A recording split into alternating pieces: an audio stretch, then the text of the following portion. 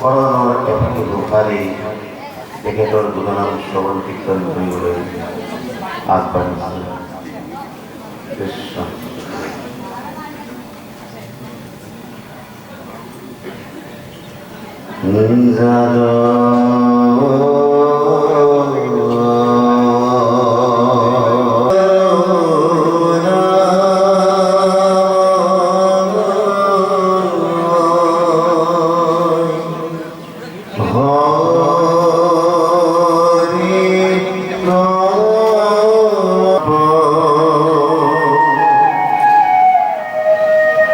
তোমাৰ সঙ্গ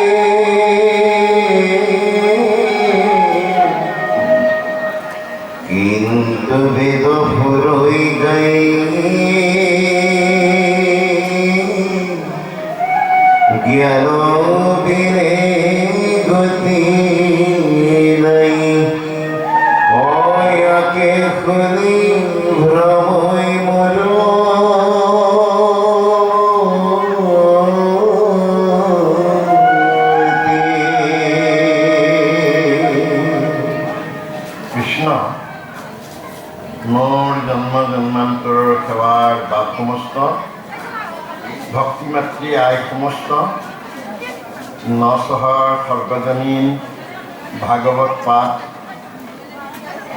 ও ব্যাখ্যা উদযাপন সমিতিৰ তৃতীয় বৰ্ষৰ এয়া অনুষ্ঠানত আমি অভাজনত এই বৈকুণ্ঠৰ ভাগৱত ভাগী ভাঙনি কৰিবলৈ বা সৰলীকৃত কৰিবলৈ দায়িত্ব ভাগি দিছে। সৰ্বপ্ৰথমতে কৃপালগুৰু শংকৰদেৱৰ দুখানি অভয়চৰণ তলত আৰু ইয়াত উপবিষ্ট হোৱা সাধু সন্ত বৈকুণ্ঠৰ পাৰিষদস্বৰূপ ভকত বান্ধৱ আইনাতৃ সমস্তৰ শ্ৰীচৰণত প্ৰণিপাত জনাই ভাগৱতৰ একাদশ স্কন্ধৰ ছবিত আমি আগবাঢ়িছোঁ। ভগৱন্ত প্ৰভুৱে ধৰাধামলৈ আহি লীলামালা কৰি উদ্ধৱৰ আগত সমস্ত ধৰ্ম দি তেওঁ বৈকুণ্ঠলৈ যাব। এতিয়া উদ্ধৱৰ প্ৰশ্নটো হ'ল, তুমি যাবা, কিন্তু সমাজখনত দেখোন কেনেকুৱা বেবিচাৰ চলি থাকে। কোনোৱে কয় জ্ঞানে গতি, কোনোৱে কয় কৰ্মই গতি, কিন্তু তুমি থাকোঁতেই যদি সিদ্ধান্তটো দি থৈ নোযোৱা, মই হ'লে বৰ বিপদত পৰিম। সেইবাবে তোমাৰ কৰজোৰে চৰণ তলত ধৰি মই প্ৰাৰ্থনা জনাইছিলোঁ, হে প্ৰভু, তোমাৰ লগত মোকো লগত লৈ যোৱা। মই এটা থাকিব নোখোজো, তুমি বিনে মোৰ প্ৰতি শেষত বাটত হাৰি কৃপালগুৰু শংকৰদেৱৰ ওচৰত তেওঁ আশ্ৰয় ল'লে। আশ্ৰয় লৈ কিন্তু ক'লে, ময়ো কিন্তু 4 বেদ 14 শাস্ত্ৰ 18 পুৰাণ জানো আৰু পঢ়িছোঁ। তাত কিন্তু পালো শংখ চক্ৰ গদা পদ্ম 4, ধৰ্ম অৰ্থ কাম মোক্ষ 4, জ্ঞান বিজ্ঞান তদন ৰহস্য 4। মই আপোনাৰ বাগত হাৰি আপোনাৰ তাত কিন্তু শৰণ ললো, আপুনি শৰণ দিলে মোক 3, এইটোহে বুজি নাপালো। কৃপালগুৰু শংকৰদেৱ থতমত খাই গ'ল। ইজনে সিজনৰ চকুলৈ চাই মাত্ৰ গুৰুজনাই ক'লে, তোমৰাহে জানা। বোলে জানো যদি তেতিয়াহ'লে মই কৈ যাওঁ। হৰি নাম ৰসে বৈকুণ্ঠ প্ৰকাশে প্ৰেম অমৃতৰ নদী শ্ৰীমন্ত শংকৰে পাৰ ভাঙি দিলে বহে ব্ৰহ্মাণ্ড ভেদি। এই ঘোষা থাকি শেষত ক'লে, শ্ৰীমন্ত শংকৰ হৰি ভকতৰ জানা যেন কল্প তৰু তাহান্ত বিনাই নাই নাই নাই। আমাৰ পৰম গুৰু কৃপাল গুৰুজনাই চকুলৈ চাই দুধাৰি লোকক লৈ আহিল। এইবাবে মই গোটেই জীৱন কিংকৰ বুলিয়ে কটালো। আজি কোন এইজন আহিছে মোক গুৰুলৈ ওপৰলৈ উঠাই লৈ গ'ল। ভিতৰত এক আনন্দ, দেহত ক'ব নোৱাৰাকৈ এটা শিহৰণ। কিন্তু মহাপুৰুষ মাধৱদেৱে লেটু হেতু হৈ চৰণত কৰি ক'লে, এ গুৰুজন, আপুনি এইটো ভাগৱত ধৰ্ম। ভাগৱত ধৰ্ম মানে ভাই ভাবুকাও আপুনি ভাৱনা লব্ধ কৰ। 84 লক্ষ জনী পৰিভ্ৰমণ কৰি এইবাৰ দুৰ্লভ মনুষ্য জন্ম পাইছে। বাকী জন্মত আপোনালোকৰ ধনী আছিল, বাণী নাছিল। জিলিপক হলে জি জি জি, কাউৰী হলে কা, মেকুৰী হলে মিউ, গৰু হলে হামা। এইবাৰ কিন্তু দুৰ্লভ মনুষ্য জন্ম। আমি বাণীৰে আদান প্ৰদান কৰিব পাৰিম। মহাৰাজ পৰীক্ষিতে পানী বিচাৰি যাওঁতে অভিশপ্ত হৈছিল।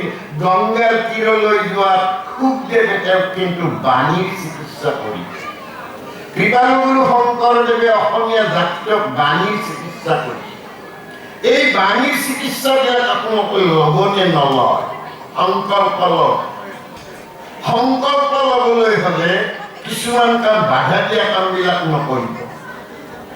মই যিহেতুকে আহিছোৱে, ঢেকীয়া যদি ঢেঁকীটো ময়ো অকণমান দাঙি দিম, তাৰ শব্দ হ'ল, সেই শব্দই আপোনালোকক কৃতজ্ঞ কৰক।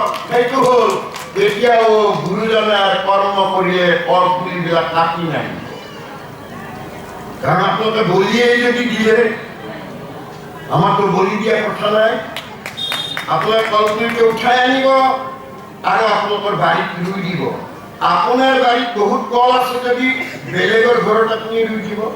সেইজন মানুহে সদায় আপোনাক ভাবিব বছৰে এককৈ কল দিয়ে, অমুকাৰ কাৰণে আমাৰ ঘৰত এইটো পাব, এইটো কাম কৰিব। ২ নম্বৰ কথাটো হ'ল,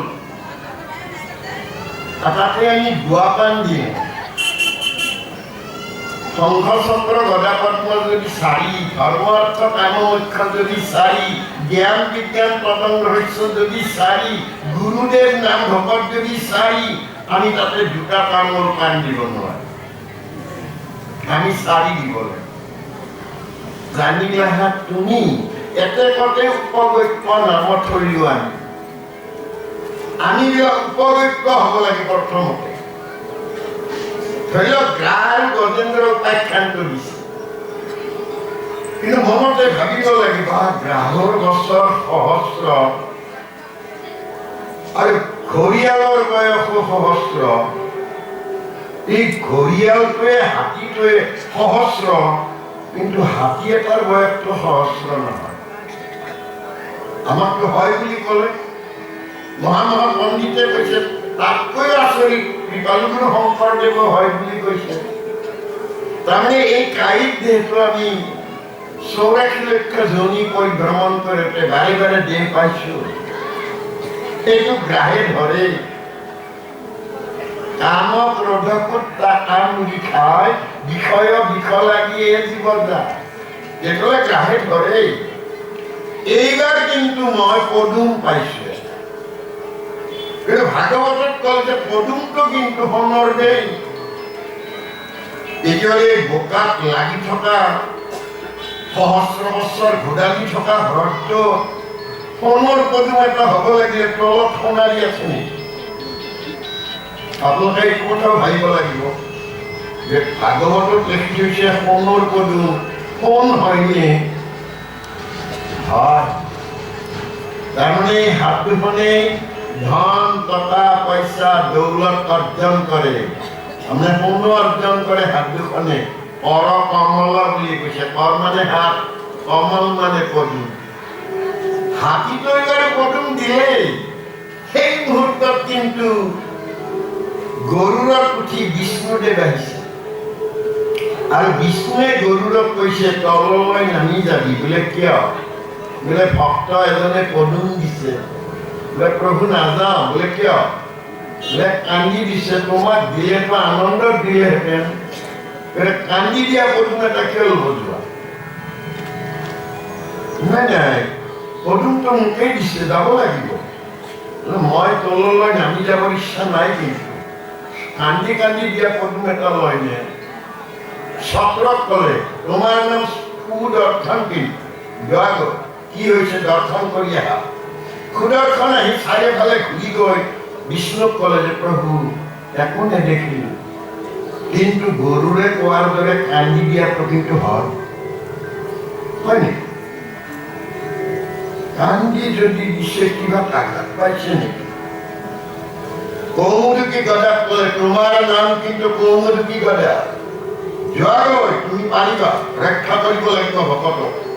গদাই ফেপেৰি পাতি গ'ল, চাৰিওফালে ঘূৰিলে, একো বিচাৰি নাপালে। সৰ্বশেষত ভাবিলে গৰুৰে কোৱাটো সঁচানে? হয় সঁচা, কিন্তু কান্দি কান্দি দিছে তুমি। পানীত যিমান পাৰে সিমান জোৰে গদাক কোবাই দিলে, যিমান জোৰে কোবাই দিলে সিমান দূৰলৈ উফৰি গ'ল। বিষ্ণুক গৈ ক'লে নোৱাৰিলো, ওপৰত নাই, পানীৰ তলত হৈছে, কিন্তু এইটো ধৰি ল'লো মই। সেইকাৰণে গদাটো সোমাই গ'লে হয়, গদা কিন্তু সোমাই নাযায়, হয় নেকি? গৰুড়ক ক'লে ভক্তকটো ৰক্ষা কৰিব লাগিছিল, পাৰিবানে? প্ৰভু আপোনাৰ কৃপা হ'লে কিয় নোৱাৰিম? তাৰ পিছৰ লাইনটো দিয়ে গ্ৰাহে হমে গজেন্দ্ৰক তুলিয়া পাৰত আনি। এতিয়া প্ৰথম চিন্তাটো আমাৰ মগজুত লাগিব লাগিব যে এটা হাতী লগত এটা ঘৰিয়াল, সেই গৰুৰৰ পিঠিত ইতিমধ্যে বিষ্ণু বহিয়ে আছে, ঠতে দি পাৰত উঠাইছে ঘটনা। এইবোৰ হল পৰম দুৰ্বৈধ্য আত্মতত্ত্ব। গৰুৰ মানে গো অৰ্থে বেদ, গো অৰ্থে পোহৰ, বেদজ্ঞানৰ পোহৰ লাভ কৰোঁতাজনে মহাবিপদত পৰাজনক ৰক্ষা কৰিব পাৰে। এই গৰুৰে মন্দৰ পৰ্বত আনিবৰ কাৰণে দায়িত্ব দিছে। দৈত্যকুল দেৱকুলে মন্দৰ পৰ্বত আনিব নোৱাৰিলে ক্ষীৰসাগৰত পেলাবৰ কাৰণে, কিন্তু স্বয়ং ভগৱন্তই ক'লে গৰু তুমি যোৱাগৈ মন্দৰ পৰ্বত আনি দিয়া, এটা সাগৰত দিয়া বুলি কৈছে। যি দৈত্যকুল দেৱকুলে দাঙি আনিব নোৱাৰিলে সেই মন্দৰ পৰ্বতত আনিছে ক্ষীৰসাগৰলৈ। ভাৰতবৰ্ষত কিয় পৃথিৱীতেই ক্ষীৰসাগৰ নাই? আমি ক্ষীৰসাগৰৰ বুকুতে খাই গৈ আমি ডাঙৰ দীঘল হৈ আহিছো। মন দৰ, মন মানে এইটো মন, দৰ মানে ভয়। যাৰ মনত ভয় নাই তাৰ চিন্তাই নাই একো। ভাগৱত ধৰ্ম মানুহে কিয় নলয়? নোলোৱাৰ কাৰণ হ'ল আমাৰ আটা পিতাৰ দিনৰ পৰা যাগ যজ্ঞ পূজা পাতলত চলি আছো, তো লগতো পাৰিলে গীতা ভাগৱতৰ মতে কথাটো হয়, নহয় বুলি নকওঁ, কিন্তু হলিও গুচি যায়। স্বয়ং ভগৱন্তই নিজে ক'লে অৰ্জুনক 18 দিনীয়া কুৰুক্ষেত্ৰৰ যুদ্ধত সৰ্বধৰ্মান পৰিত্যাজ্য মামেকং শৰণং ব্ৰজ, সৰ্বধৰ্ম এৰি হৰণ সাক্ষাৎ, সুদৃঢ় বিশ্বাসে ভক্তি লয় আমাক, নকৰিবা ভয় হেৰা কৰো অংগীকাৰ, সমস্ত পাপত মই কৰিব উদ্ধাৰ, মই ৰক্ষা কৰি।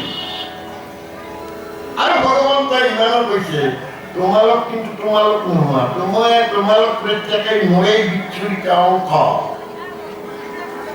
এতিয়া মূল কথা হ'ল বিশ্বাস। বিশ্বাসে নিলয় হৰিতৰ্কে বহুদূৰ। ভগৱান দেখা বস্তু নহয়। মহাপুৰুষ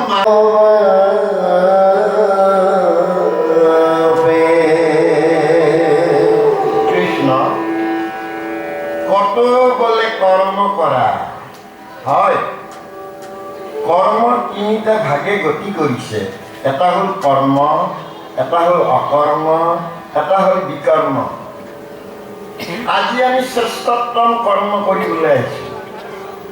দেখাত মানুহে দূৰৰ পৰা দেখিব কিয় মানুহকেইজন বহিয়ে আছে, নহয়।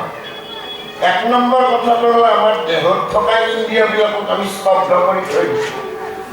চকুৱে আনফালে যোৱা নাই, কাণে আনফালে যোৱা নাই, আৰু দুৰাচাৰ মন্ত্ৰই মোক বিপথে লৈ যাব পৰা নাই।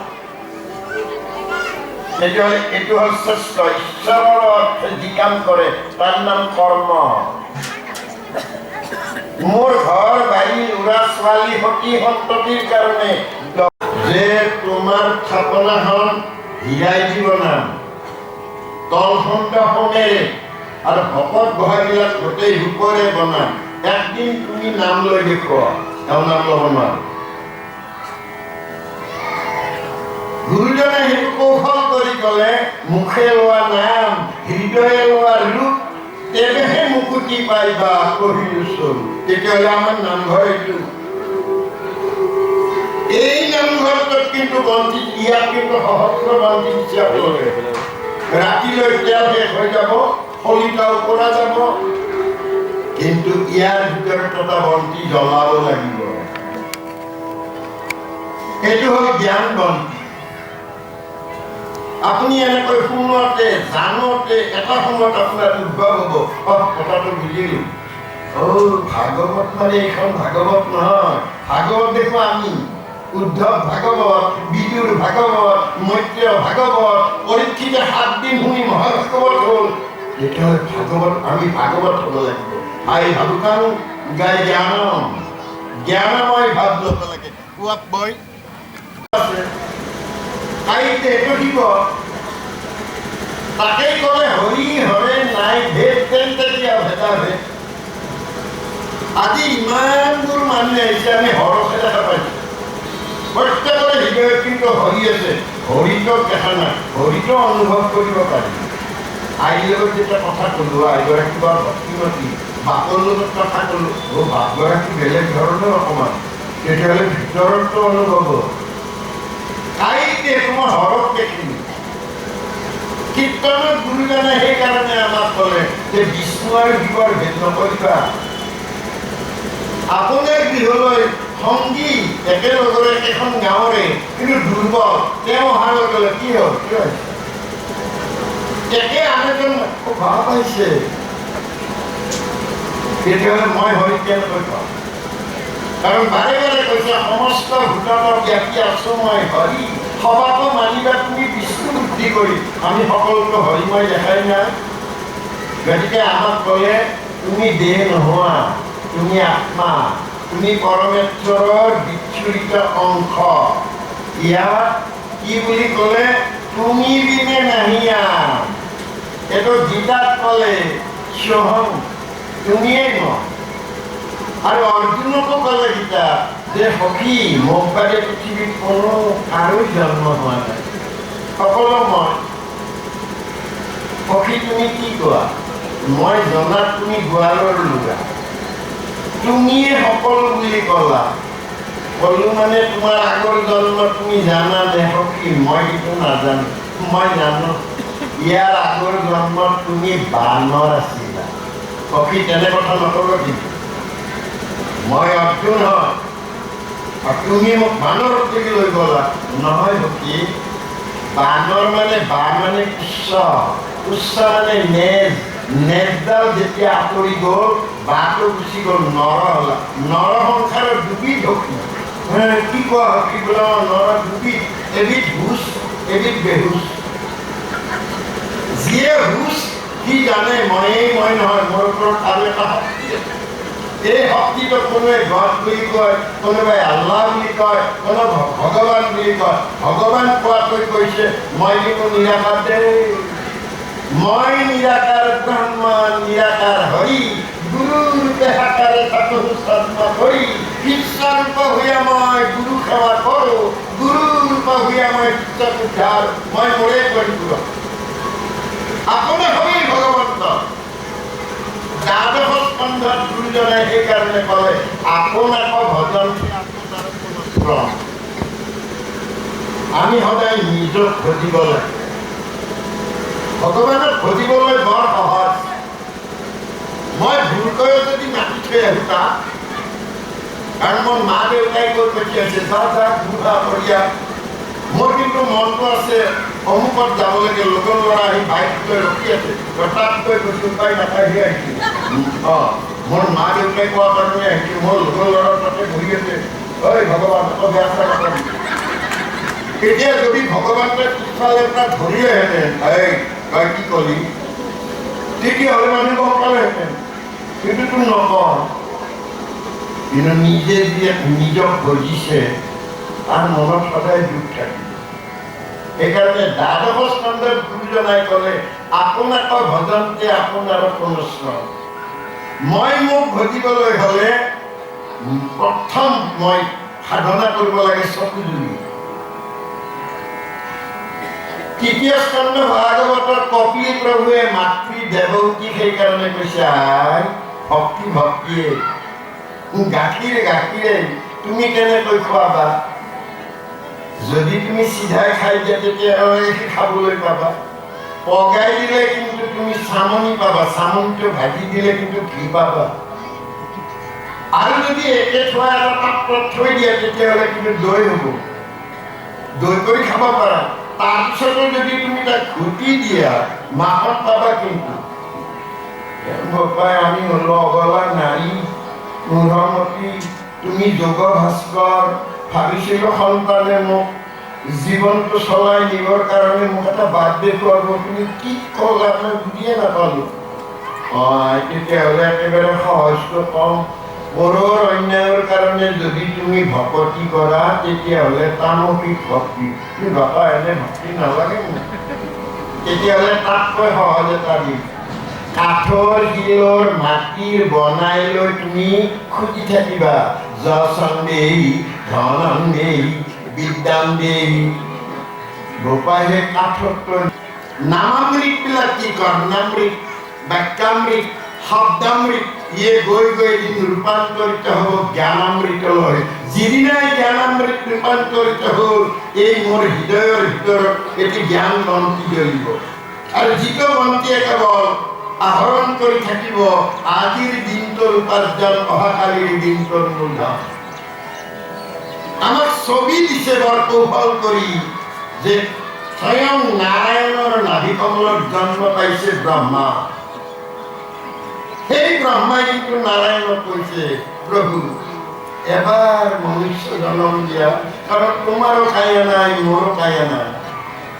ব্ৰহ্মাৰ বাঞ্ছনী নৰতনুইত হৰি হৰি হৰি হৰিয়ে। ব্ৰহ্মাই বাঞ্ছা কৰিছে মানুহ হ'বলৈ, তেতিয়াহ'লে কায়া নাই। কায়া যদি নাই, এই কায়া নোহোৱা ব্ৰহ্মাটো কোন? নাৰায়ণৰ কিন্তু নাভিত জন্ম পাইছে, এইটো ভাবব। নাৰা মানে কিন্তু পানী, আয়ন মানে কিন্তু শয্যা, পানীৰ শয্যাত থাকোঁতা। পানীয়ে কিন্তু প্ৰাণ, সৰ্বজীৱৰ প্ৰাণ। এই নাৰায়ণ নাভিত জন্ম পাইছে, স্বয়ং নাৰায়ণৰ পানীৰ। আমাৰ ইয়াতে কোনোবা আহিছে নেকি নাভিত জন্ম নোপোৱা? এই পৰম দুৰ্বৈধ্য আত্মতত্ত্ব তাকে ক'ব নাপায় বুলি কয়। এইবিলাক গভীৰ কথা উলিয়াব নাপায়, কিন্তু নকলে কোনোদিনেই নোৱাৰি। আমি প্ৰত্যেকেই নাভিত জন্ম পাইছো, আমি প্ৰত্যেকেই ব্ৰহ্মা। ব্ৰহ্মা সৃষ্টিকৰ, কিন্তু নাৰায়ণে কৈছে তোমাৰ ওপৰত সৃষ্টিৰ দায়িত্ব দিলো। আপোনালোকতো প্ৰত্যেকে সৃষ্টিকৰ সতি সন্ততি আছে। আপোনালোকৰ মুখ চাৰিখন, চকু এক মুখ, নাটিকাই দুই মুখ, কৰ্ণে তিনি মুখ, তুণ্ডই চাৰি মুখ। আপোনালোক ব্ৰহ্মা। ব্ৰহ্মাৰ কপালত জন্ম পাইছে অভিজ্ঞ। আদৰ আৰু নকৰে, ভিতৰে আমাক আদৰ কৰিছে, তেওঁক আদৰ। আপোনালোকৰ গোটেই জনসমাজৰ চিন্তা হ'ল যে নগাঁৱৰ ওচৰৰ পৰা কলিয়াবৰৰ পৰা আহি বাপগৰাকী সুৰীয়াকৈ গাইছে, তেওঁ গোৱা নাই। তেওঁৰ ভিতৰত থকাজনে হিৰণ্য নাভিনাদৰ পৰা শব্দ ব্ৰহ্ম ওলাই আছে, কণ্ঠলগ্নৰে ওলাই আছে। তেওঁ বহি আছে, তেওঁ সমৰ্থন কৰিছে প্ৰভু মই তোমাৰ কি গাম, মই কি আছো মোৰ। তেওঁ পিছত চিন্তা নকৰিবা, মই আছো, সৌপাই ওলাই থাক। আমাৰ দৰে অধম এজনক আপোনালোকে ভাঙনি কৰি গৈছে, মই কোন, নে শিক্ষা আছে নে জ্ঞান আছে, মই মহাবুঢ়মতী, ময়ো সেই তেওঁকে সমৰ্থন কৰিছো। তুমি কি কৰা কৰা প্ৰভু, ইমান মানুহ ৰৈ আছে। লাজমানটো তোমাৰহে যাব, কাৰণ মানুহে একো ক'ব এই এনে ভকতটো আহিছে, একো ক'ব নোৱাৰিলে। তেতিয়াহ'লে ভকতৰ দুৰ্নাম মানে কৃষ্ণক পাইবাৰ ভকতেহে পন্থা, এহি মানে কয় গীতা ভাগৱত গ্ৰন্থ। তেতিয়াহ'লে ভগৱান আৰু ভকত এটা ইপিঠি, টকাটোৰ ইপিঠি আৰু ইপিঠি। ইয়াত সেইকাৰণে কৈছে যে পৰম কৃপাই আবে বাক্য অমৃত সঞ্চি উদ্ধাৰীয় জগতৰ বাপে। এতিয়া জগতৰ বাপ কোন? ভগৱন্ত, যাক ভকতিত পায়, চুক্তিত নাপায়। অৱশ্যে দেৱ দেৱতাবিলাকক চুক্তি কৰা যায়। আমাৰ জনসমাজত দেখা যায়, মই বগা পাৰ দিম, মই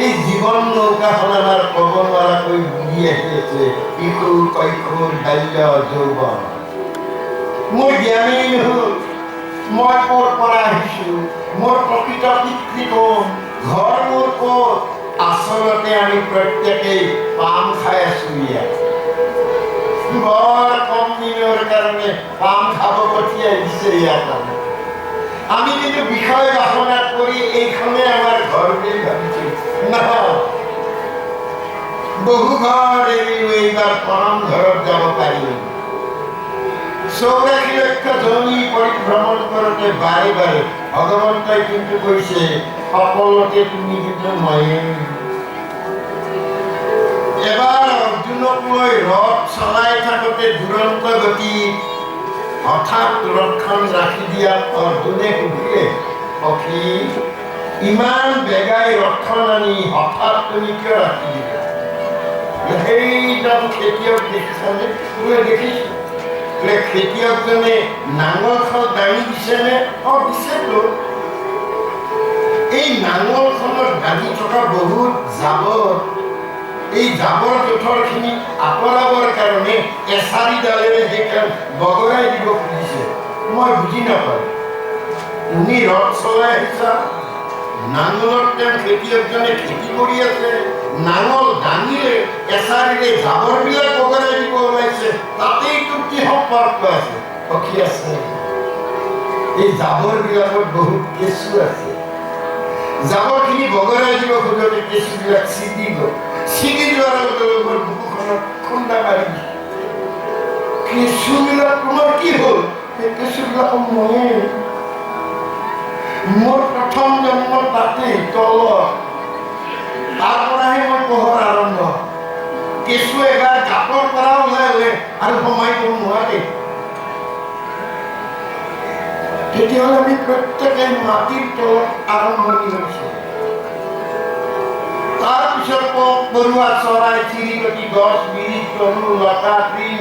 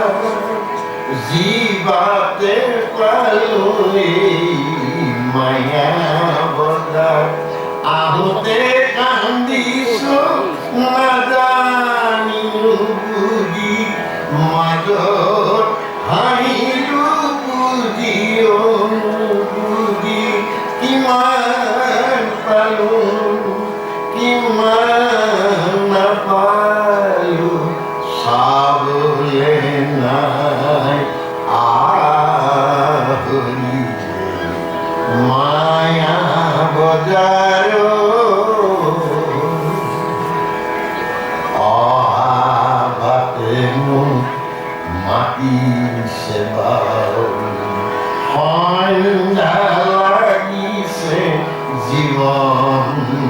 পদূলি অহা বাটে মোক মাতিছে বাৰু সন্ধ্যা লাগিছে জীৱন পদূলি জীৱন চাকি দিতে দেখো সেই মায়াৰ বান্ধোনত ইননি বিননি কিমান পালোঁ কিমান নাপালোঁ চাবলৈ নাই আছে জ্ঞান ভকতিৰ মাজে বাহিৰত নাই তেতিয়াহ'লে মই মায়াহে চিনি পালোঁ অবস্তুক দেখাও বস্তুক আৱৰি সেহিত মোহৰ মায়া জানা নিষ্ঠ কৰি জ্ঞান তোমাৰ কৰ্ম কৰাৰ কাৰণে কৰ্মটো উপজে জ্ঞান কিন্তু মুখ্য সাধনৰ কাৰণে তুমি ভকতি লাগে অৱশ্য চুক্তি তাত নাই ভকতি কৰোঁতে জানা আপুনি অপজে জ্ঞান নিজে নিজে উদ্ভৱ হ'ব তুমি খেতিডৰাত যিমানেই তুমি ভকতি কৰি আছা কৰ্ম কৰি আছা গোবৰ দিছা চিচুকি দিছা কিন্তু মই কিয় যাব লাগিব কাৰণ মোৰেই ল'ৰাই কান্দকে ঋষি মুনিবিলাকক বাটা গছি ধৰি কৈছিল তোমালোকে চকু মুদি কেনেকৈ দেখা পোৱা বোলে ঈশ্বৰৰ ইচ্ছা কেনেকুৱা ইচ্ছা বোলে জ্ঞান দৃষ্টি তেওঁই দিছে জ্ঞান দৃষ্টি দিওঁতাজন কোন বোলে ভগৱান ভগৱান কোন কৃষ্ণ কৃষ্ণ কৃষ্ণ মোৰ পিতাই ভগৱান যদি ইমানেই পিতাই ভগৱান জানা কাপোৰ মেৰুৱাই দিয়ে এটা ল'ৰাক দেখুৱাই ক'লে গৰ্ভৱতী ল'ৰা হ'ব নে ছোৱালী হ'ব কোৱা বোলে যিটো হ'ব বংশটো ধ্বংস হ'ব আজি তাৰে পৰিণতিত স্বয়ং ভগৱন্ত আজি কাল জ্ঞানৰ হাতত যাব লগা অৱশ্যে তাতকৈও আৰু এটা কথা আছে ৰাম অৱতাৰত থাকোঁতে বালি বধ কৰোঁতে বালিৰ পুত্ৰ অংগদে বহুবাৰ চেষ্টা কৰিছিল ৰামক হৰবিদ্ধ কৰি বধ কৰা নোৱাৰাৰ কাৰণটো হ'ল বান্দৰবিলাকে খেক খেকাই দিয়ে আৰু ৰামচন্দ্ৰই পিছফাললৈ চালে দেখে অংগদে ধনুকাৰ লৈ লাজ পালে ভাবিলে এওঁক মই বধ কৰিব নোৱাৰো এওঁ শিষ্য হোৱাৰ কাৰণে ৰামচন্দ্ৰৰ বৰ ভাল লাগিল তেওঁৰ পিতৃক বধ কৰিছিল সেই সন্তানে আকৌ মোতেই আশ্ৰয় লৈছে বৰ দয়াল কবি ৰামচন্দ্ৰই ক'লে মোৰ বৰ ভাল লাগিছে কোৱা তোমাক কি বৰ লাগিব বোলে বৰ নালাগে নহয় লোৱা মই উপজাচি বৰ দিছোঁ লোৱা ফলিয়াব নে ফলিয়াব কোৱা বোলে মোৰ পিতৃক যিয়ে বধ কৰিছে সেইজনক মই বধ কৰিব পাব লাগে তথাস্তু কিন্তু ইকালত নহয় দাপৰত মই কৃষ্ণৰূপে যাম আৰু তুমিও ব্যাধৰ ঘৰত জন্মগ্ৰহণ কৰাগৈ অংগদে কান্দিছা কিয় মোক অভিশাপ দিলে মই ৰজাৰ ল'ৰা মই ৰাজ অট্টালিকাত থাকো সোণৰ থালত খাওঁ লিগিৰি ছোৱা পইচন ধৰে মোক অভিশাপ দিয়ে ব্যাধৰ ঘৰত নহয় নহয় গুৰু নুবুজিবা ব্যাধৰ ঘৰত জন্মগ্ৰহণ কৰিলে সৰুৰে পৰা চৰাই চিৰিকটি কাণ্ড গীতা হ'ল যোগ ইটোৰ পিছত ইটোৰ যোগ দিছে যোগ দিলে তাত কি দিছে অধ্যায় তাৰমানে অভিজনক ধ্যান কৰা অভি তেওঁ ভগৱন্ত তেওঁক ধ্যান কৰা তেওঁক কৰিলে পাবা ভাগৱতে কিন্তু কৈছে নহয় তুমি মোৰেই সন্তান বিষয় বোকাত পৰি থাকিব পাৰা তুমি যাতে মোৰ নাম লৈছা তোমাক মই কান্ধত তুলি লৈ যাম কাৰণ ভাগৱত হ'ল স্কন্ধ মানে কান্ধ সন্তানটোক যেনেকৈ দোকানলৈ লৈ যাওঁতে বোকা পানী পালে আপুনি কান্ধত তুলি লয়। ভগৱন্তই কৈছে তোমালোক মোৰেই সন্তান, মোৰেই বিচ্ছুৰিত অংশ, বিষয় বাসনাত তোমালোকে বোকাত সোমাই আছা, মই বোকাৰ পৰা তুলি ল'ম, কাৰণ তোমালোকৰ চিন্তাত কেৱল ময়েই। তাকেই গীতাত ক'লে মান মানা ভাৱ মাত ভক্ত মাত জাতিমান নমস্কাৰ, মোকেই নমস্কাৰ কৰা, মোৰেই চিন্তা কৰা, কাৰণ তুমিতো মোৰেই এটি পদুম। গতিকে আপোনালোক প্ৰত্যেকেই একোপা একোপা পদুম। এই পদুম হ'বৰ কাৰণে কিন্তু আমি বিষয় বোকাতেই থাকিব লাগিব, কাৰণ পদুমৰ গুৰিটো কিন্তু বোকাত আছে। আমাৰ ঘৰ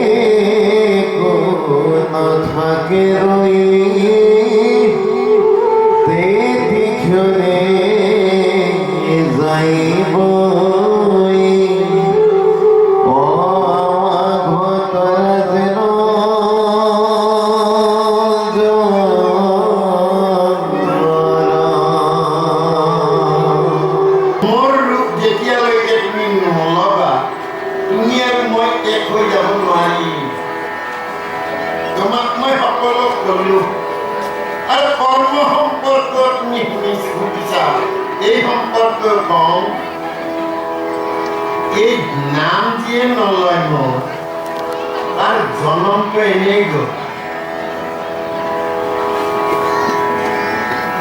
নামেই যদি নহ'ল, সি নিজেই জন্ম পায়ো তাৰ 5 দিনৰ দিনাখন সি আচলতে নাম পাইছে, তাৰ নাভিত কৰিছে, গৃহস্থ সেইদিনাখন নাম দিছে, এই নামেৰে মাতি ৰাখি ওচৰলৈ যায়।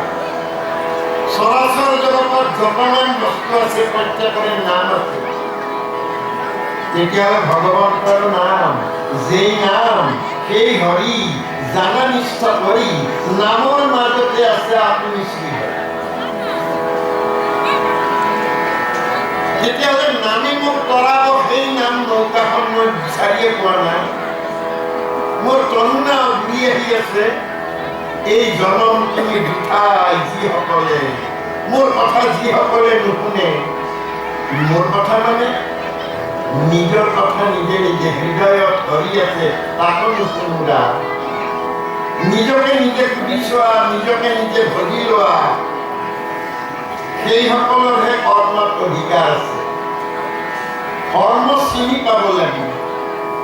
জীৱনৰ শ্ৰেষ্ঠতম কৰ্ম হ'ল মই পৰম পিতাৰ লগত সংযোগ হোৱা কৰ্ম হৈছে শ্ৰেষ্ঠতম। কাঠৰ মাজত, দুডাল কাঠৰ মাজত ভিতৰত অগ্নি সোমাই আছে, দুইডাল কাঠৰ ঘহনি দিলে যেনেকৈ অগ্নিৰ উৎপত্তি হ'ব, আমাৰ ভাৱনাৰ কৰ্ষণ হ'ব লাগিব।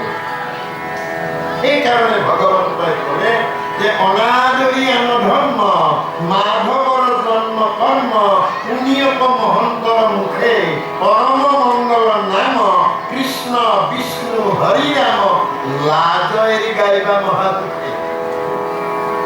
যাৰ ঈশ্বৰৰ নাম ল'বলৈ মুখত লাজ হোৱা নাই, গৌৰৱ অনুভৱ হৈছে, সেইজন কৰিব। তোমাক মই ক'লো এইটো কথা তুমি জানিবা, সাৰ কথা ক'লো। জ্ঞান কৰ্মত তুমি বিশ্বাস কৰিব নালাগে। তুমি ভগৱতীক বিশ্বাস কৰা আৰু মুখ্য কামটো কৰিবা শ্ৰৱণ। নৱবিধ ভক্তিৰ শ্ৰেষ্ঠতম শ্ৰৱণ, কীৰ্তন, অৰ্চন, বন্দন, গাহ্য, কীৰ্তন, আত্মনিবেদন, পদসেৱন আৰু স্মৰণ। তেতিয়াহ'লে এই শ্ৰৱণ শুনাটো বৰ ডাঙৰ কথা।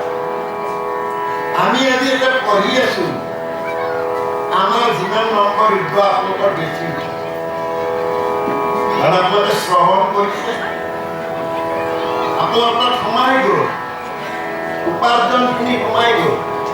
আপোনালোকক উপাৰ্জন দিয়াৰ কাৰণে আমাক কিবা নম্বৰ দিব পাৰি, আপোনালোকৰ পিছতহে মই 2 নম্বৰটো পাম। সেইকাৰণে কৈছে শ্ৰৱণ কীৰ্তন কৰা সুখে সংসাৰ কতৰা দিয়া মূল চৰণত চিত। আপুনি যদি ভগৱন্তৰ চৰণ দুখন বিচাৰি নাপায়, একেবাৰে ওচৰত থকা আপোনাৰ চৰণ দুখনত থাকিব। ব্ৰাহ্মণ বিলাকে ৰাতিপুৱাই ৰামাৱলী গাত লৈ গোসাঁই ধোৱাবলৈ যায়। সেই গোসাঁইজনৰ কিন্তু কাঠ, শিল, তামৰ, সোণ, কিন্তু কোনো এটা গোসাঁই নামাতে। আপোনাৰ গোসাঁইটোৱে কিন্তু আপোনাক মাতে। তেওঁ যেনেকৈ গোসাঁই ধোৱালে আপুনিও গোসাঁই ধোৱাওক। এইটো জলৰূপী নাৰায়ণ, দেহটো নৰৰূপী নাৰায়ণ। এই নৰৰূপী নাৰায়ণৰ আগতে চৰণ যুগল ধুৱাই লওক। 18 দিনীয়া কুৰুক্ষেত্ৰৰ যুদ্ধত ধৰ্মৰাজ যুধিষ্ঠিৰক কৈছিল, তোমাৰ এই যজ্ঞত ঋষি মুনি যোগী সন্ন্যাসীবিলাক পাহাৰ পন্দৰৰ পৰা খোজ খোজ কৈ আহিছে। হে ধৰ্মৰাজ, চৰণ কোনে ধুৱাব? বোলে মই ৰজা, কিমান চাকৰ বাকৰ আছে, এইবিলাকে ধুৱাব।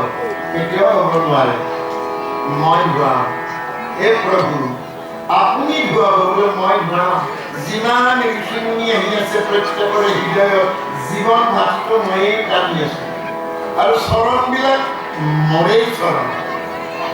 তেতিয়াহ'লে আপোনালোকৰ চৰণবিলাকো ভগৱন্তৰ চৰণ। প্ৰভু আপুনি চকু মেলি চাওক। ভগৱন্তৰ চকু মেলি চাই আনন্দিত হৈ গ'ল। ফুল ফুলি আছে, ভ্ৰমৰ উৰি আছে, পখিলা উৰি আছে, ফুলে নিজৰা বৈ আছে, ময়ূৰে পেখন ধৰিছে, হৰিণা দৌৰি আছে, গছৰ ডালত ফল ধৰি আছে। ভগৱন্ত আনন্দিত। তেওঁ নিজেই কৈছিল, মই বিনন্দীয়া সৃষ্টিখনৰ লগত মই থাকিম। সকলোতে তেওঁ থাকিও তেওঁৰ দুখ মইহে দেখিলোঁ, আৰু কোনোবাই দেখা হ'লে কোনোবাই ক'ত পাম। ভগৱন্তই নিজক বিশাল কৰিছে। এফাল পুৰুষ, এফাল প্ৰকৃতি। আমাৰ 2 লাইনত ক'লে, পুৰুষ প্ৰকৃতি নিয়ন্ত্ৰণ মাধৱ, সমস্তৰে আত্মা হ'ল পৰম বান্ধৱ। আইগৰাকী ভগৱন্তক সেৱালৈ ক'লে, প্ৰভু মোৰ গতি ক'লে? বোলে তুমি পিতৃক গৃহত জীয়াৰী হ'বা, জীয়াৰীয়ে বোৱাৰী হ'বা, তাৰপিছত ভাৰ্যা হ'বা, তাৰপিছত সংগিনী হ'বা, তাৰপিছত পৰিচৰ্যাকাৰিণী হ'বা, তাৰপিছত বান্ধৱী হ'বা, তাৰপিছত অৰ্ধাংগিনী হ'বা, তাৰপিছত সহধৰ্মিনী হ'বা, সৰ্বশেষত গৃহে ভাৰ্যা লক্ষ্মী। যিদিনাই লক্ষ্মী হ'বা, তুমি আৰু মই লগ। প্ৰভু কেতিয়া? 7 জনম। তেতিয়াহ'লে নাৰীৰ গৰ্ভতে আমাৰ জন্ম। নাৰী আমাৰ মাতৃ। এই মহাশক্তিটো কিন্তু লুকাই থৈ দিছে। আগৰ দিনত চিন্তা আছিল দৰাকৈ বিয়া কৰাব, এনে দিব আহিছে।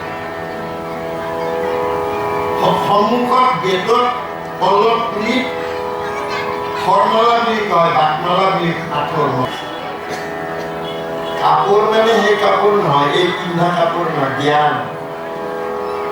জ্ঞান বস্ত্ৰটো এৰি থৈ অজ্ঞানৰ বাটেদি গৈ পানী, আনফালে হাতেৰে তেওঁলোকে প্ৰতিমা সাজি আছে, দেৱী। ইফালে বেয়া কাম, হৃদয়ত স্বামীৰূপে কৃষ্ণক লাগে। ভগৱন্তই নিজেই জানিলে যে মোৰ পৰাই জন্ম হোৱা এই আইবিলাকে মোকেই পাবলৈ এই অজ্ঞানৰ বাটেদি কিন্তু গৈছে। যি জ্ঞান বস্ত্ৰ পাবৰ কাৰণে যোগী ঋষি সন্ন্যাসীবিলাকে গোটেই জীৱন ধ্যানমগ্ন হয় নাৰী মোৰ দেহৰে এফাল। সেইকাৰণে মই তেওঁলোকক এই বস্ত্ৰবিলাক লৈ যাম কদম্বৰ ওপৰত। কদম্বৰ ওপৰত কি থাকিব? কদম ফুলিলে পাউডাৰৰ দৰে এটা সুভ্ৰান্ত বস্তু থাকে। তাৰমানে অতি অতি সুভ্ৰান্ত বস্তু। গোপিনী সমস্ত দিয়ে আৰু ক'লে যুগে যুগে নাৰীয়ে পানীৰ ব্যৱহাৰ কৰিব জানিবা। মই আশীৰ্বাদ প্ৰদান কৰোঁ। ই শৰণীয়া হওক অশৰণীয়া হওক, জ্ঞানী হওক অজ্ঞানী হওক, তেওঁলোকে যদি বাহিৰলৈ যায় পাত হইলে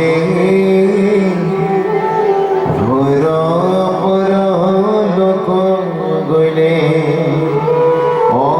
আগে লাগি মৰিবা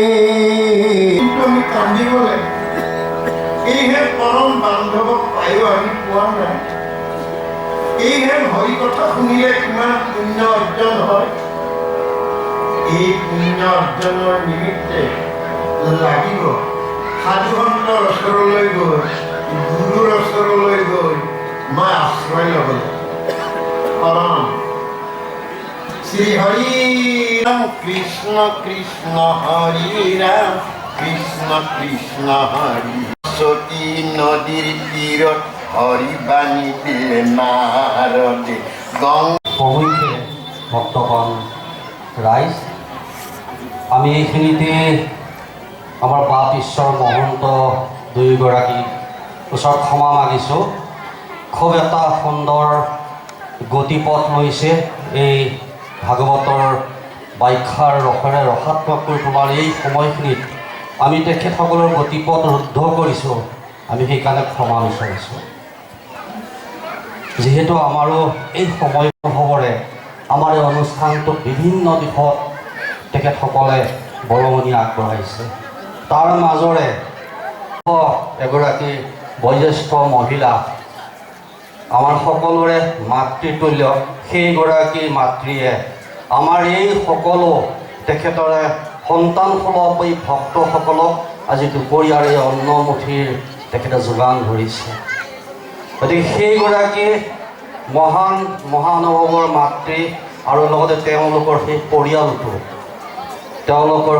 হৈছে মীৰা দেৱী জয়ছোৱালৰ এই পৰিয়ালটিয়ে আজি এই মহান ভাগৱতৰ এই মহা অনুষ্ঠান ভাগত যিমানসকল আমাৰ বাপ বান্ধৱ আহিছে সকলোলৈকে তেখেতসকলে হিয়া উজাৰি আজি দুপৰীয়াৰ অন্নমুঠি তেখেতসকলে যোগান ধৰিছে। আমি তেখেতসকলৰ ওচৰত চিৰকৃতজ্ঞ। সেয়েহে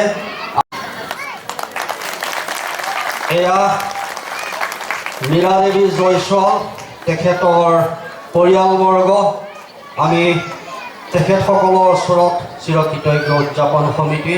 গতিকে তেখেতসকলে আজি আমাৰ এই অনুষ্ঠান ভাগত যথেষ্টখিনি সহায়কৰ বৰঙণি আগবাঢ়ি তেখেতসকলে এমুঠি অন্নৰ ব্যৱস্থা কৰিছে। গতিকে আমি তেখেতসকলৰ বহুত বহুত শলাগ লৈছোঁ আৰু তেখেতসকলক কৃতজ্ঞতা প্ৰকাশ কৰিছোঁ। গতিকে ভৱিষ্যত দিনত সেই পৰিয়ালটিক প্ৰভু ভগৱন্তই কৃপা কৰক।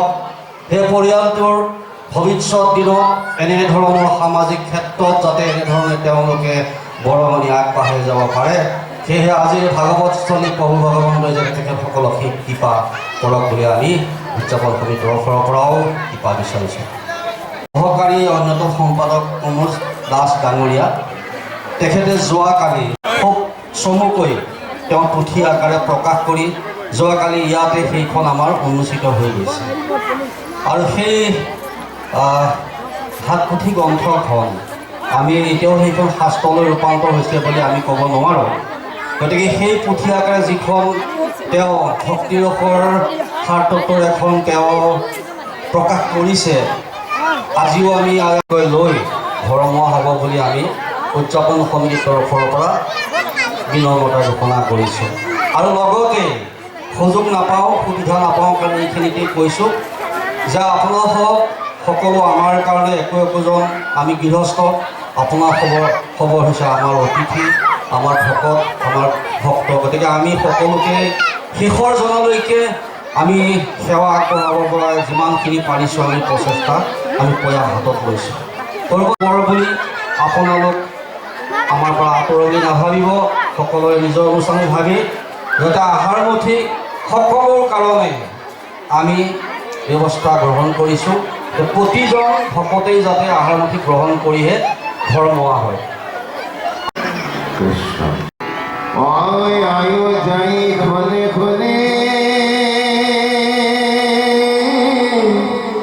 কৃষ্ণ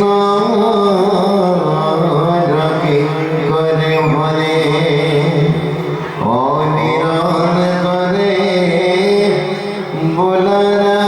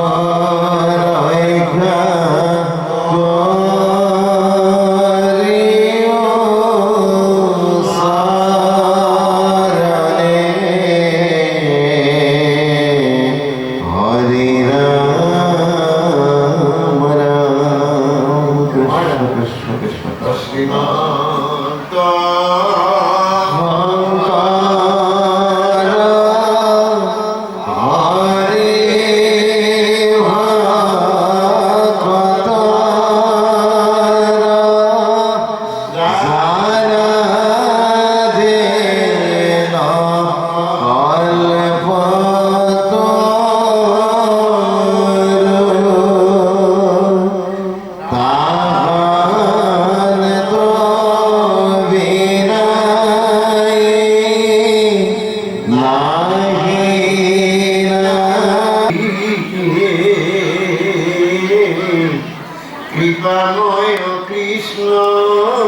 চৰণী ৰাখায়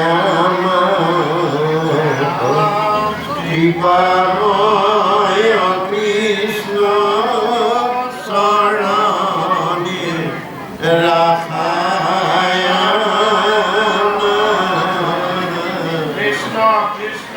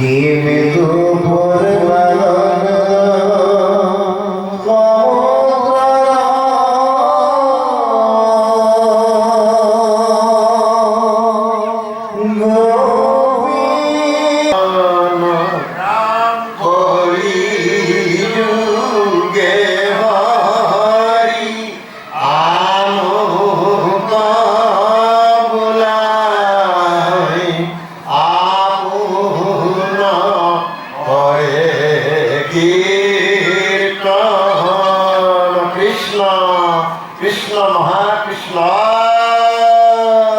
হৰি হৰে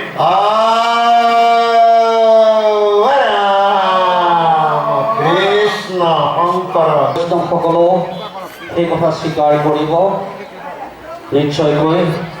আমাৰ যিকেইগৰাকী আমি বাপ ঈশ্বৰ মহন্তক আমি ইয়াত আজি পাঠক আৰু ব্যাখ্যাৰূপে আমি আমন্ত্ৰণ জনাইছিলোঁ, সঁচাকৈ আমাৰ মনৰ বাঞ্ছা পূৰণ কৰিছে। আৰু প্ৰভু ভগৱন্তৰ কৃপাত সদায় যদি হৃদয়ৰ পৰা চাই সেই অনুষ্ঠান প্ৰভু ভগৱন্তই কৃপা নিশ্চিতভাৱে কৰে বুলি কয়। গতিকে সেয়েহে মাধৱ গুৰুৱে তেখেতৰ এটি ঘোষাত কৈছে যে কৰ্মত বিশ্বাস যাৰ বোলে ব্যাত থাকন্তৰি আতিশয় দুৰহন্ত তাৰ বোলে দূৰত বিদুৰন্ত তাৰ অহংকাৰ থাকোঁতে বোলে সাক্ষাৎ কৃষ্ণক পায় শ্ৰৱণ কীৰ্তন বোলে ধৰ্ম যাৰ। গতিকে আজি জৰিয়তে আমি প্ৰভুৰ নাম জপ কৰিছোঁ। গতিকে আমি সেই দুয়োগৰাকী আমাৰ বৈষ্ণৱ পণ্ডিতক আমি উদযাপন সমিতিৰ তৰফৰ পৰা অশেষ